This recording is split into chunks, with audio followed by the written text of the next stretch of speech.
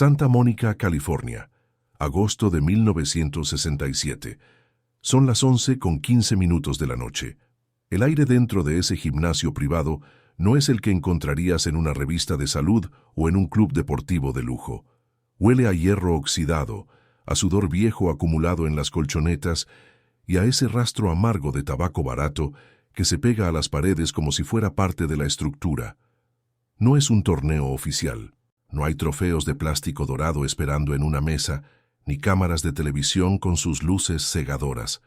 Las persianas de las ventanas altas están cerradas a cal y canto, y la puerta principal tiene echada la llave por dentro.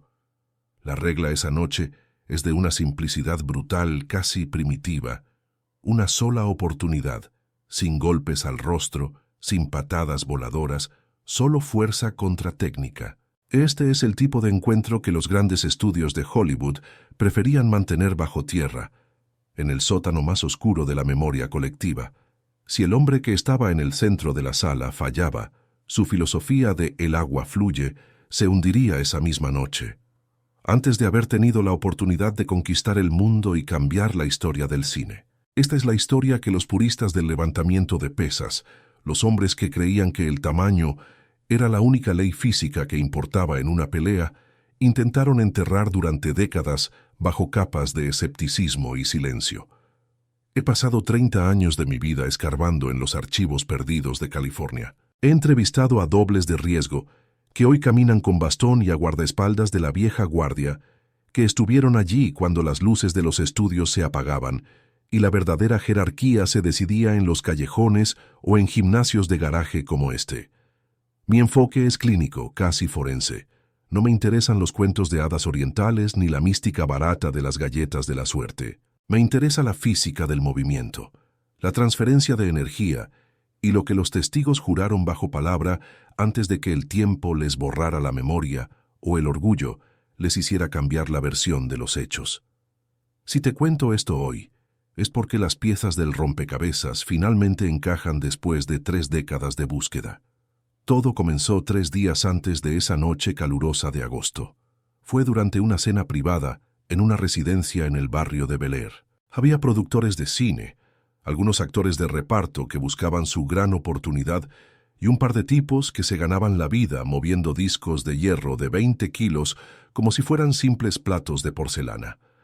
En un momento de la noche, entre el humo denso de los puros y las copas de cristal, alguien cometió un error táctico fatal.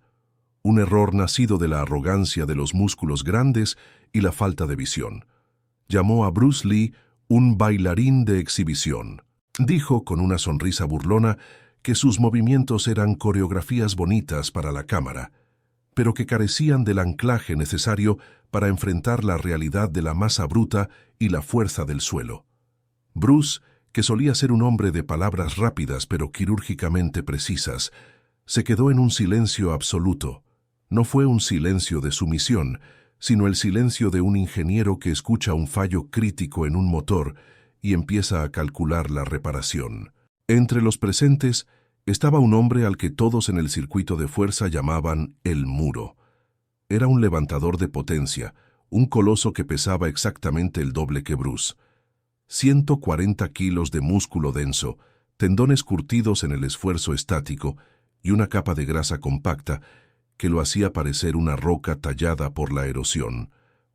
El Muro aceptó el reto no porque tuviera algo que ganar, sino porque estaba convencido de que las leyes de la física estaban de su lado. Para él, Bruce era poco más que un mosquito intentando mover un portaaviones con el batir de sus alas. La premisa que se acordó esa noche fue directa. No habría una pelea callejera con sangre, ni llaves de sumisión dolorosas. El Muro se plantaría en el marco de la única puerta de salida del gimnasio. Su objetivo era simple, ser inamovible, bloquear el paso usando su peso, su centro de gravedad y su fuerza bruta. Bruce tenía que sacarlo de ahí. Tenía que desplazar esa masa humana para poder salir de la habitación. Si Bruce no lograba moverlo en menos de 10 segundos, tendría que admitir públicamente ante todo el círculo de los dobles de riesgo de Hollywood que su sistema era inferior a la fuerza convencional de los gimnasios de California. La noche del encuentro El gimnasio de Santa Mónica se sentía como una olla a presión a punto de estallar.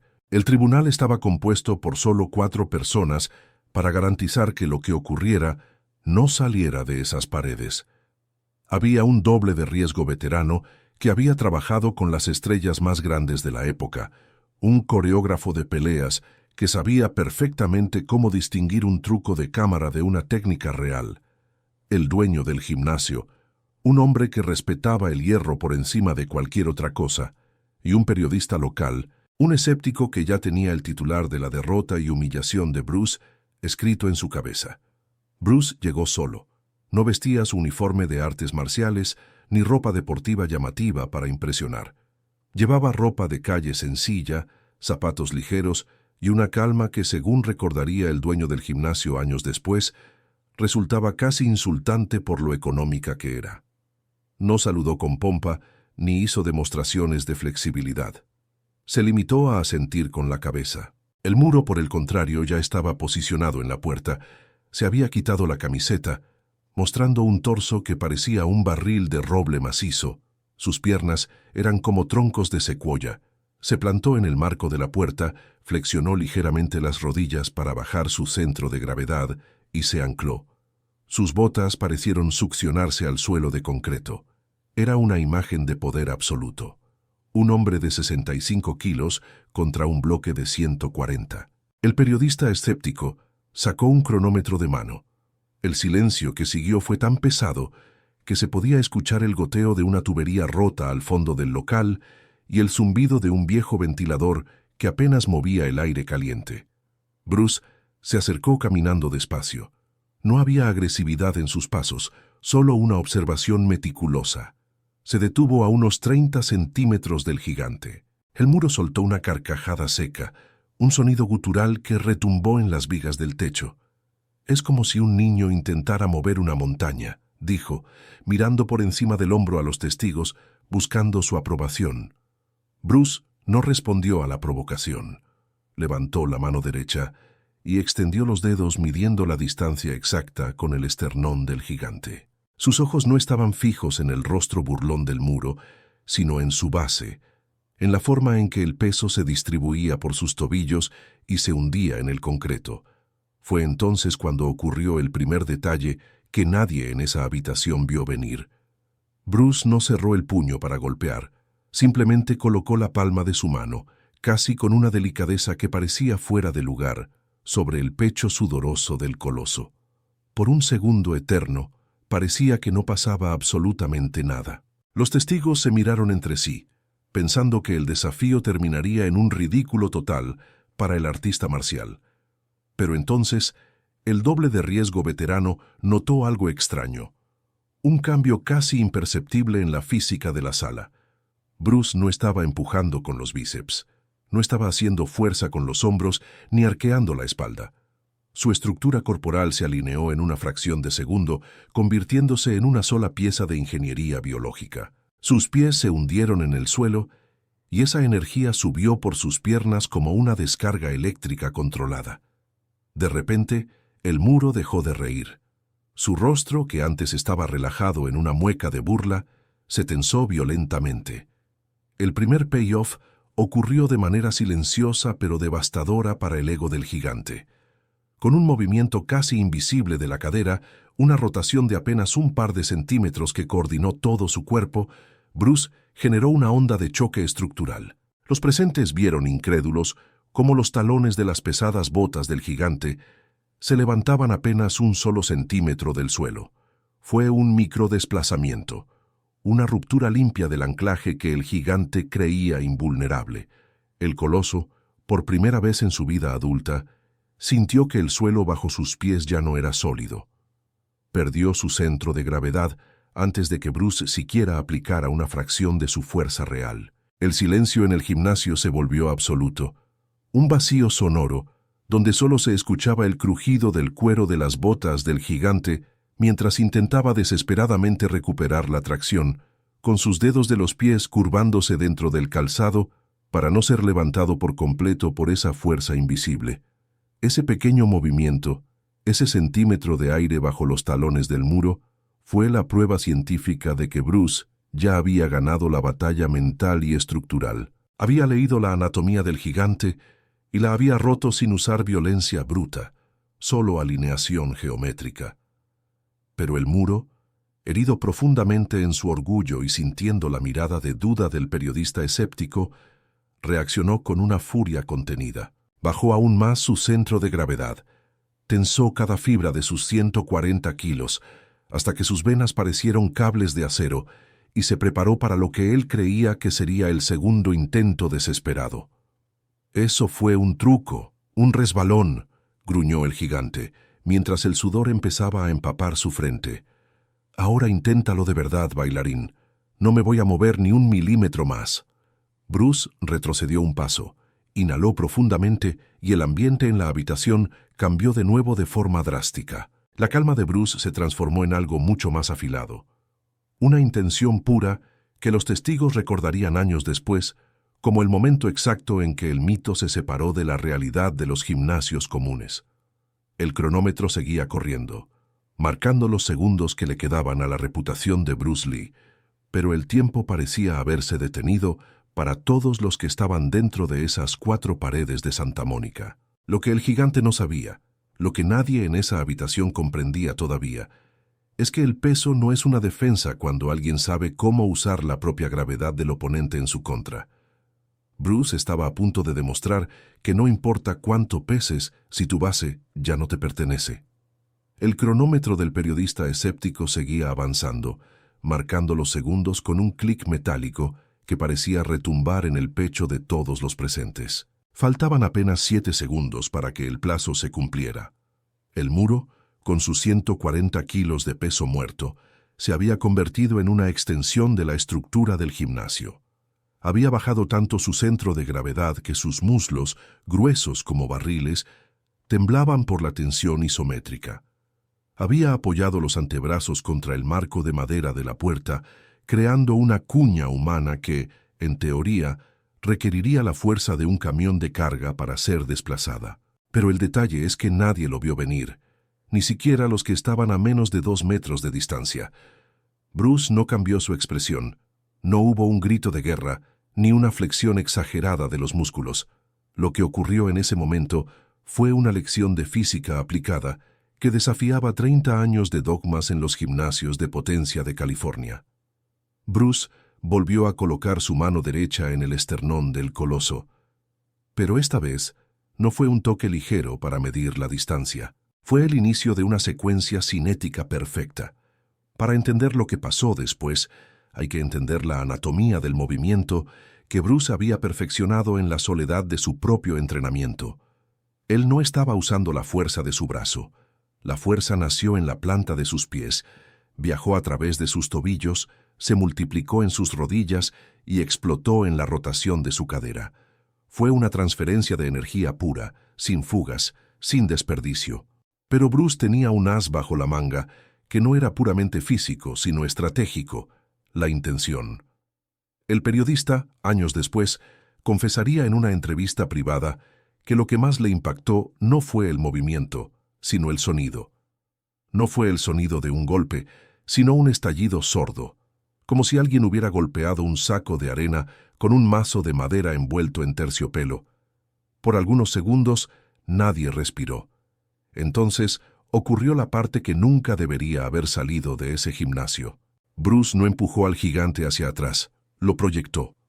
Fue el famoso golpe de 1 pulgada convertido en un empuje continuo y explosivo. La masa de 140 kilos, que un segundo antes parecía inamovible, fue arrancada literalmente de su anclaje. El muro no se resbaló, no dio un paso atrás para recuperar el equilibrio. Sus pies se despegaron del suelo y su cuerpo salió disparado hacia el pasillo exterior como si lo hubiera golpeado un pistón hidráulico invisible. El sonido que hizo el cuerpo al chocar contra el suelo del pasillo todavía resuena en la memoria de los que estuvieron allí. No fue una caída controlada, fue el impacto de un gigante que ha perdido toda autoridad sobre su propio peso. El muro terminó sentado, con la espalda golpeando la pared opuesta del corredor, con los ojos desorbitados y los pulmones colapsados por el impacto. Durante casi 10 segundos, El único sonido en el gimnasio fue el intento desesperado del gigante por recuperar el aire, un silbido agudo que salía de su garganta mientras su cerebro intentaba procesar cómo un hombre de 65 kilos lo había lanzado por los aires como si fuera un juguete de trapo. Aquí es donde la historia se pone incómoda para los expertos en levantamiento de pesas. El resultado fue tan violento como silencioso. Bruce se limitó a bajar la mano, ajustó su chaqueta de calle y miró al periodista con una calma que rayaba en la indiferencia. El cronómetro se había detenido en el segundo 9. Bruce había cumplido la promesa, pero no había rastro de celebración en su rostro. Para él aquello no era una victoria personal, era una demostración técnica de que la masa bruta es solo una carga cuando no se tiene el control de la estructura. Fue en ese preciso instante cuando el escepticismo murió en esa habitación. El periodista, que había llegado esperando documentar el fin de un mito, guardó su libreta sin escribir una sola palabra. Sabía que si publicaba lo que acababa de ver, nadie le creería. O peor aún, destruiría la carrera de El Muro, quien en ese entonces era una figura respetada en el circuito de fuerza de Santa Mónica. Lo que sucedió después fue un pacto de silencio absoluto. El dueño del gimnasio se acercó al gigante y lo ayudó a levantarse. No hubo palabras de consuelo. El Muro estaba pálido, casi en estado de shock. Se puso la camiseta en silencio, sin mirar a Bruce a los ojos. En ese momento, el gigante comprendió que todo lo que sabía sobre la fuerza era una ilusión basada en el volumen, no en la eficiencia. Había sido derrotado no por un hombre más fuerte, sino por un sistema que operaba en una frecuencia que él no podía ni siquiera imaginar. Pero las leyes de la física no saben guardar secretos para siempre. Aunque el periodista no escribió la nota y el doble de riesgo mantuvo la boca cerrada frente a los productores de Hollywood, la historia empezó a filtrarse en forma de susurros en los bares de especialistas y en los gimnasios de garaje. Se convirtió en una advertencia para los arrogantes. No confundas el tamaño con la potencia. El miedo del titán a admitir que un hombre mucho más pequeño lo había lanzado por los aires fue lo que alimentó el mito durante décadas. Admitirlo habría arruinado su reputación y sus contratos como guardaespaldas de élite. Los intereses de Hollywood también jugaron su parte. Los productores preferían que Bruce fuera visto como un artista, un actor con habilidades exóticas, pero no como un peleador real que podía humillar a los colosos estadounidenses en segundos. Era una cuestión de mercado y de orgullo nacional. Años después, el escéptico, en un intento por salvar su propio orgullo profesional, empezó a difundir una versión diluida. Dijo que el gigante se había resbalado debido al sudor en el suelo, pero el doble de riesgo veterano, que murió a finales de los 90, me juró antes de partir que el suelo estaba seco y que vio cómo los pies del muro perdían contacto con el concreto antes de que su espalda golpeara la pared. No fue un resbalón, fue una expulsión. Nadie en esa habitación volvió a ver a Bruce Lee de la misma forma. Dejó de ser el bailarín de exhibición para convertirse en algo mucho más peligroso.